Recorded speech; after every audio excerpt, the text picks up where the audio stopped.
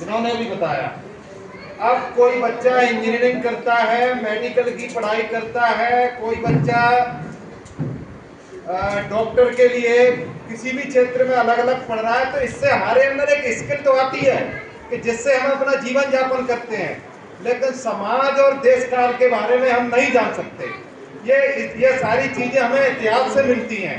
बहुत शॉर्ट में मैं अपनी बात कहूँगा, बाकी इतिहास सुनाया जाए तो 4 घंटे लगेंगे सुनाने में। शॉर्ट में एक ही बात कहूँगा कि ये महान जिन्होंने ये कहा, मुझे भगवान मत कहना गौतम बुद्ध जी, लेकिन मैं अगर भगवान कहूँ क्या कहूँ, ऐसे जिन्होंने लोग राजपाट के लिए भागते हैं, राजपाट छोड़ा और छोड़ने के बाद उन्होंने कहा कि लोग देश जीतते हैं, मैं दिलों को जीतूंगा। जहां हम लोग ये कहते हैं कि हिंदू धर्म या जो भी है धर्म की बात कहें तो धर्म की परिभाषाएं, धर्म की चीजें समय काल और देश और परिस्थिति के अनुसार बदल जाती हैं। कभी महिलाओं को जिंदा जलाया जाता था तब वो धर्म था, आज वो अधर्म है कि नहीं। कभी बहुविवाह बड़ी धूमधाम से होते थे, आज कोई करके दिखाए। ये सब कब हो पा रहा है कि जब ताकत जो कहती है कुछ भी सही गलत नहीं होता। ताकत जो कहती है पावर राजा के हाथ में होती है। जो पावर कहती है वो धर्म होता है। बलि चढ़ाई जाती थी, बलि पिता को आपने देखा होगा कि सूत्रों के पुत्रों को पहला पुत्र गंगा जी में बहाना है। ये कोई मन गणतंत्र की किंवदंतियां नहीं है, ये बिल्कुल ठीक बातें हैं।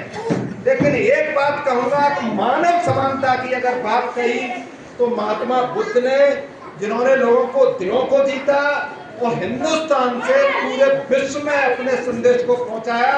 आज भी चाइना है, जापान है, विश्व में ये ऐसे देश हैं जो दुनिया में नंबर 1 पर गिने जाते हैं।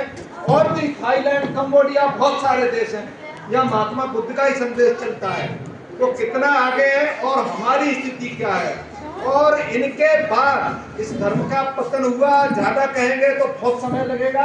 वो पतन के भी कारण रहे कि पावर हाथ में नहीं रही, लोगों ने बदल लिया। उसके बाद अंग्रेजों के आने के बाद एक मानव डॉक्टर भीमराव अंबेडकर पैदा हुए, जिन्होंने मानव समानता को संविधान के द्वारा या अपने संघर्ष के द्वारा समाज में लेकर आए।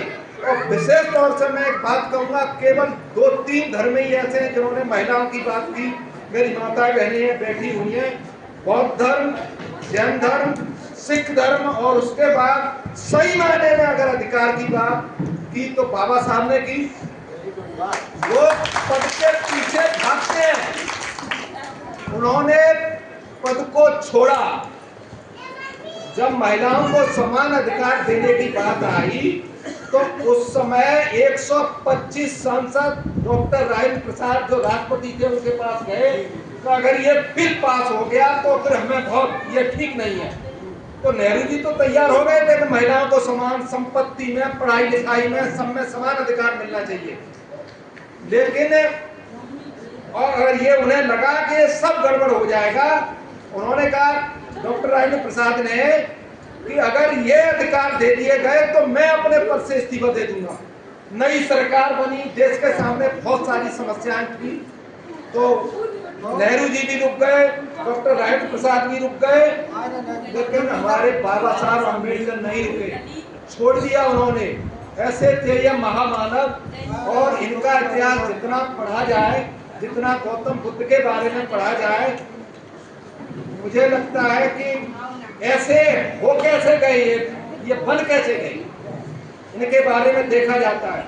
धन से कभी किसी का भला नहीं होता। धन आवश्यक है, धन आवश्यक है जिससे हमारी रोजी रोटी चलती है, लेकिन शिक्षा बहुत जरूरी है।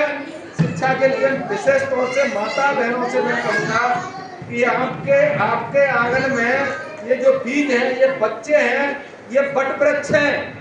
अगर किसी दिन बड़े हो गए तो ये आप पर निर्भर करता है। अगर आपका बच्चा स्कूल नहीं जाता है, अगर आपका बच्चा किसी गलत संगत में बैठ रहा है, अगर सही रास्ते में सही मायने में आपको नींद नहीं आनी चाहिए, क्योंकि यही कल ये आपके भविष्य है।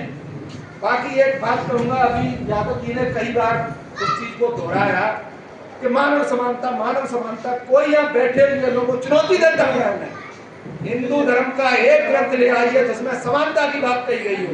वो समानता की बात तो छोड़ो, शूद्र के लिए अधिकारों की बात कही गई हो। कोई भी एक, मैं किसी धर्म के खिलाफ नहीं हूं, मैं किसी ग्रंथ के खिलाफ नहीं हूं, लेकिन उसको आप पढ़ते हैं तो उसे तर्क के साथ पढ़िए। अभी ज्योतिबा फूले पे एक फिल्म आ रही है, उसका विरोध करने वाले कौन है और क्यों, उनका विरोध क्यों किया जा रहा है? उन्होंने इतने संघर्ष करके महिला शिक्षा को इतना आगे बढ़ाया, लोगों में जागरूकता लाए, और फिर भी आज उनका विरोध क्यों किया जा रहा है? लेकिन विरोध कर लेंगे, आपके अनुच्छेद भी खत्म होंगे। वो दूसरी चाशनी शुरू कर दी, हिंदू राष्ट्र। हिंदू राष्ट्र में मिलेगा क्या? हिंदू ग्रंथों को पढ़ लेना, वही मिलेगा आपको। बहुत ज्यादा लंबा नहीं में जाना चाहूंगा, इसलिए लोगों को डॉक्टर इंजीनियर तो घर वाले बना ही रहे हैं। सही मायने में अगर उन्हें समानता सिखानी है, उन्हें संविधान के बारे में जानना है, समाज के बारे में जानना है, तो इनको ये इतिहास हमें और आपको पढ़ाना पड़ेगा। इसके लिए हमें जेपी